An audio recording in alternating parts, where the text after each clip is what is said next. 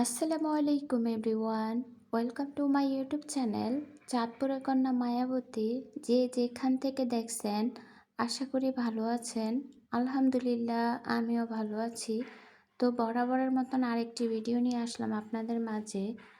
আসলে আমি নতুন করে আর কি বলবো, প্রতিদিনই তো আপনাদের সাথে কথা হয় ভিডিওর মাধ্যমে।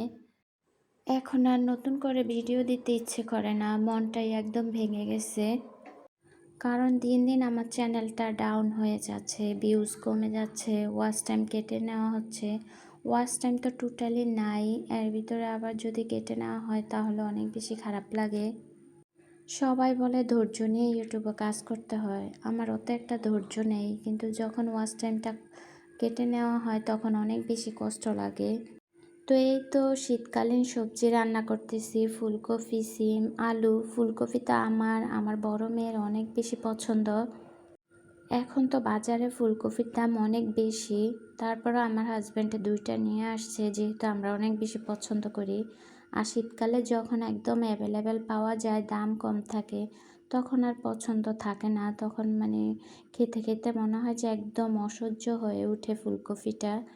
তো এই তো আমি ভালো করে কষায় তারপর এখন পানি দিয়ে দিচ্ছি। আর বিশ্বাস করবেন না, ফুলকপির তরকারিটা হঠাৎ করে খাওয়াতে মানে এত বেশি মজা লাগছে। আমি যখন ফার্স্ট ইউটিউবে আসি তখন ভাবছিলাম মনে মনে যে এখানে জাস্ট ভিডিওটা ছেড়ে দিলেই হয়, কিন্তু রাত দিন এরকম পরিশ্রম করতে হয় সেটা জানা ছিল না। পরিশ্রম করলেও যদি ভালো কিছু পাওয়া যায় তাহলে মানে একটু ভালো লাগে, আর যদি মনটাই ভেঙে যায় তাহলে তো আরও বেশি খারাপ লাগে। আপনারা যারাই ভিডিও দেখেন প্লিজ পুরো ভিডিও দেখবেন। আপনারা ভিডিও দেখেনই না, অনেকে আছে মানে মুখস্থ কমেন্ট করে যায়, অনেকে তো আছে ভিডিওতে নেই এমন কিছু মানে কমেন্ট করে যায়। যেমন আমি এর আগে একদিন কিসের জানি একটা ভিডিও দিছিলাম, তো ওখানে একজন কমেন্ট করছে যে আপনার কাঁঠালের বিচির তরকারি অনেক ভালো হয়েছে, অথচ আমি কিন্তু কাঁঠালের বিচির তরকারি রান্নাই করি না।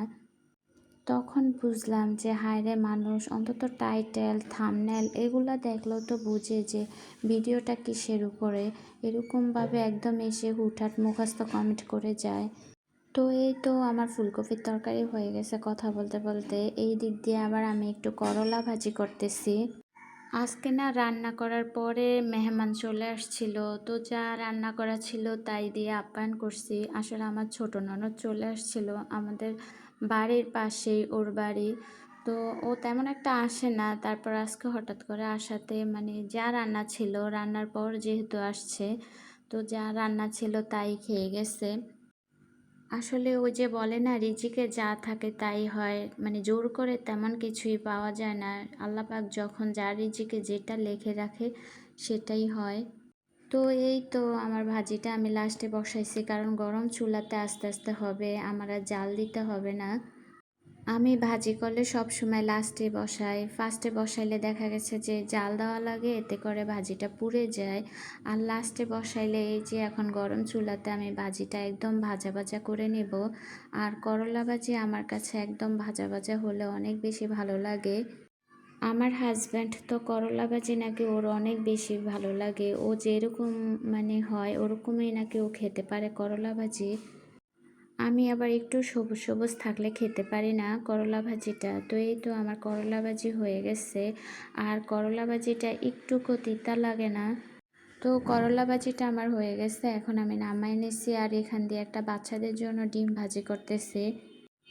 আমার মনে হয় প্রতিটা বাচ্চাদের ঘরে মানে প্রতিদিন ডিম প্রয়োজন হয়। যেদিন একদম ডিম কোনো খরচ করি না, ওই দিনও মনে হয় যে 2-3টা ডিম খরচ হয়ে যায়। তো এই তো আমার রান্নাবান্না শেষ করে আমরা সবাই মিলে এখানে চালতা ভর্তা খাচ্ছি। একদিক দিয়ে চালতা ভর্তা খাচ্ছি, আরেক দিক দিয়ে আমার আদা রসুন বাটা শেষ হয়ে গেছে, তো এখন এগুলা আমি কেটে নিচ্ছি।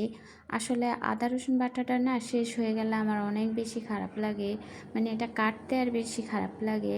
কেটে তারপরে পরিষ্কার করে আবার ব্লেন্ড করা, এটা অনেক একটু আমার কাছে কষ্ট হয়ে যায়। তো এই তো আমরা বাড়ির সবাই মিলে চালতা ভর্তা খাচ্ছি। সবাই আমাদের জন্য দোয়া করবেন, অবশ্যই আমার ফ্যামিলির জন্য দোয়া করবেন। আর যারা নতুন নতুন আমার চ্যানেলে আসেন তারা অবশ্যই লাইক কমেন্ট করবেন।